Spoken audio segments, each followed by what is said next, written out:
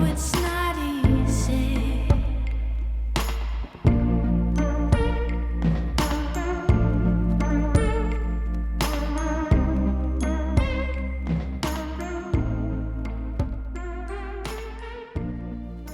It feels like yesterday I was in the previous generation RAV4 doing a video.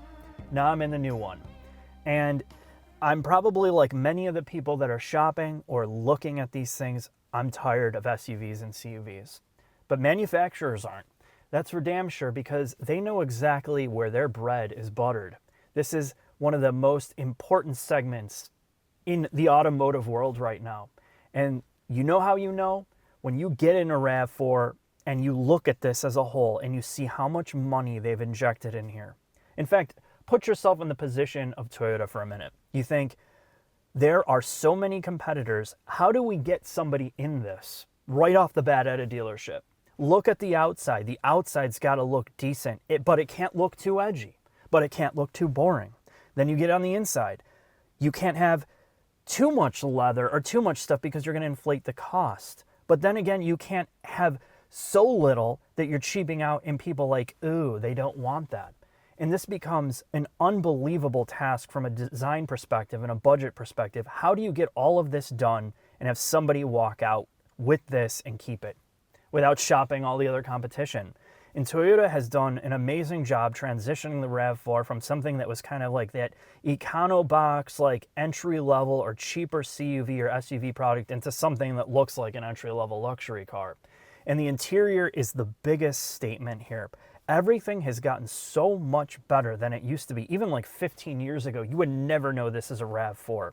The knobs and the buttons and the switches, you have almost metal look, rubberized controls that have this really solid, clicky feel to them. All the buttons, knobs, and switches are no longer this generic cookie cutter look. It looks almost like it's bespoke, specifically made for this product. The HVAC rockers or rotary knobs have this huge feel and solid feel and texture to it, almost truckish, but at the same time, the buttons and knobs have like almost a polished look. And it's all over this interior space. And it's one of the most impressive parts about the new RAV4. Now, to be completely fair, this is the fully loaded limited trim, and you're pushing about $35,000. So this is the best it's possibly going to look. And it does not disappoint. But I have to say, this feels like the perfected automotive appliance. It really does. And I say that in a respectful way, because when you look at really solid, very well designed appliances that you have to use every day for their core functions, this is about as good as it possibly gets. I don't know what else you could possibly do to a vehicle anymore where it could be just better designed for usability every single day in terms of storage, the way that you access things, the way that you use things, the thought to where USB is, your power outlets, your wireless charging mat, your cup holder design, the sunglass holder, everything is optimally placed to use this every day and try to be as simple, as intuitive as possible with the current generation of car that still requires you to drive it. And I think that's the biggest thing that you're going to appreciate in the RAV4, why they sell over 400,000+ a year of these things, and it still doesn't feel like they've cost cut the hell out of it. You really do feel like you're getting a lot for your money. It's comfortable. The back seat room is great. When you can get in and out of there, the hatch space is really good. They've improved the speed of the hatch compared to the previous generation one, the electric motor. It's quicker to get it open and closed. The way that you configure the seats, everything feels like this is something that you could literally use every day, and it's not going to trip you up and make you frustrated and piss you off. Everything is good. And I think that's the main thing to say about the interior space. But let's get this on the lift and take a look at the underbody.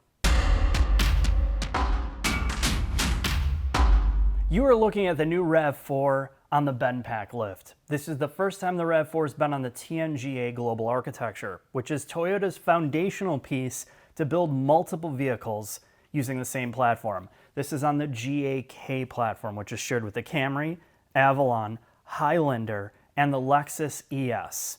So Toyota can take this same platform, which is front-wheel drive, and they can also add all-wheel drive onto all of these cars now. You can put it on the same assembly line. It has all the same hard points, which makes it easier to manufacture. Not only that, it makes it much easier to develop for, to make manufacturing changes. You don't have to go and change the entire subframe or redesign huge parts of the car for every single model. They only have to make subtle tweaks in manufacturing. What that means as a consumer is things are more better built. So if you have one weird problem in one model, they're going to figure it out and improve it across the entire lineup. So from a manufacturing perspective, this is the only way big companies stay in business and manufacture at scale anymore. Now, technically, cars are getting more expensive. You would think it would make it cheaper, but it's actually improving the reliability and the build quality of all these cars, but you're also losing a lot of the originality. Most of these products on the same platform will feel the same as the other. Yes, they can change like dampers and all of that, tires that make a minor difference, but they all maintain the same character. So if you screw it up, it's going to screw it up across all the cars, which they don't want because they're going to lose their ass. But really, this is the most basic, this is one of the most basic architectures or platforms that Toyota makes. Strut front, everything is all stamped steel, big hunks of steel in the subframe. Everything's all covered up. And, you know, this is the future of manufacturing. So let's take a look at the back. In the back of the RAV4, you're going to find independent rear suspension. And this is something that they bake the cost into all the GAK vehicles. You have all stamped steel or cast steel back here. And one of the things, a part of the pre-planning of TNGA is they've had 14 years of planning to do this. So in the case of the GAK cars like the RAV4, they knew a few things going in. One, all-wheel drive was going to be optional in every single product. So they had to design this rear this way. They had to design the independent rear suspension around the fact that not only were they going to have all-wheel drive option, but they were going to have a hybrid option, which means they have to have the necessary room to put in a battery pack, the electrical system for that, and a fuel tank. This all has to be modular and planned ahead. So when you choose a different trim level, you don't have to go and redesign every single aspect of this car. And that's what's cool when you see kind of all the puzzle pieces that go into designing something like a mass-produced product like this. So there's a lot of thought that goes into it, even though it doesn't particularly look all that great. Now, let's drive this and see what it's like to pilot it on the road.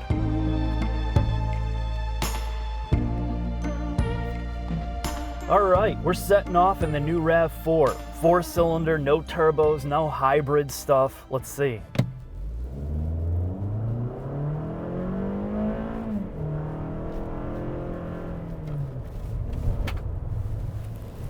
Wow. Okay. So the first thing I'm going to say, it's one of the biggest negatives about this RAV4, is the engine sounds horrendous in here. It's like this rattly, chattery 4-cylinder thing, and they spent so much time on the refinement of the interior space, the ride quality, and then you wind this motor out. It's like putting your head in a soup can in the city with people screaming at you. It's just so annoying. I think they could do a better job with the engine isolation. And it's one of the big reasons here why I think, personally, you would just go right to the hybrid version, because it smooths out a lot of that. It quiets it down a little bit, and you have all the torque so you don't have to wind this engine out. But aside from that, there's some pretty cool things about the Limited and the Adventure version.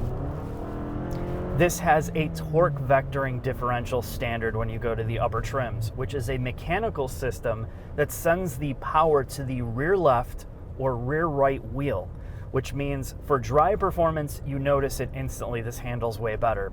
The other part is, well, in snow, mud, true bad conditions where you need an all-wheel drive system, this thing is so much better at getting you unstuck than a traditional on-demand setup. And I think that's one of the main reasons why you would choose this. If you're in a bad condition or bad climate all the time, you would want this. This is a true all-wheel drive system that separates itself from all the on-demand setups, which is just basically power to the front wheels, send it to the back when there's some slip. It just feels so good. But again, I'm going to try see some acceleration here, see how it gets off the line, and then we can talk about kind of the pros and the cons of the suspension, the engine, and the transmission.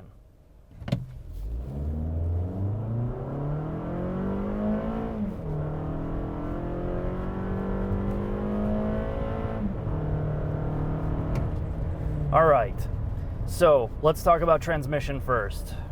It is definitely strange, and this has about 2,100 miles on it, and I've noticed some weirdness in performance. So, I noticed this in the Camry, the Avalon, the V6 products. The transmission is definitely set up here for one thing. It's set up to improve fuel efficiency, so it's always racing to the highest gear. And by doing so, there's constant this feeling of lugging the engine.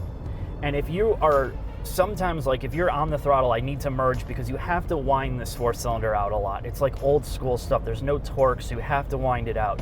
If you wind it out, try to get it going, and then you let off the gas, there's a lot of times where you'll get a weird gear shock from it. It's like, I don't know if it's torque converter tuning or if it's the way that they've designed it or if there's a mechanical problem with it. It's one of the only things that I've picked up on driving this that I would say that I have an issue with, that you'd want to be careful with on a test drive, is to see if that transmission is smooth for you. Other than that, basically everything is super refined other than the sound of the engine. And you get to the suspension performance, which is a big concern on SUV or CUV, something you're driving every day. They've tuned it on the softer side, which means when you get into bumpy, choppy, sudden impacts, you don't feel this rubber banding effect through the entire car into the seat. There's never a time where you're like, oh man, it doesn't grate on you. There's no annoyance in terms of the ride quality. It is super soft, it's very plush over every pavement type, and then even in windy conditions, you don't get a lot of the movement. You don't feel a ton of wind turbulence from the side of it. You don't get blown around a lot like some of the other competitors. I mean, it's still there, but it's not as bad as like the Mitsubishi I just got out of. Like, you've always felt like you're gonna get blown over. This feels very controlled. The ride's good, the refinement's good, and I think overall, engine performance is just good enough, even though I'd go for the hybrid option. The trans is iffy, but the ride quality is definitely a highlight. And again, interior, exterior, all that stuff is pretty subjective. Like, I can't stand the cheap stuck on screen. It is actually one of the true distracting parts of driving this. I always see it. It looks like shit. But once you get over that, if you can get over that, this is a very enjoyable vehicle to pilot every day. It has such a good sense of, they know exactly who they're building it for. But now is a great time to get into the final thoughts and talk about the rest.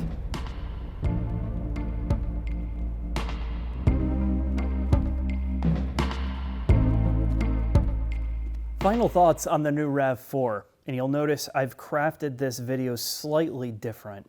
And that's because the people who are shopping for this specific vehicle or SUVs expect almost a level of perfection out of them given the competition.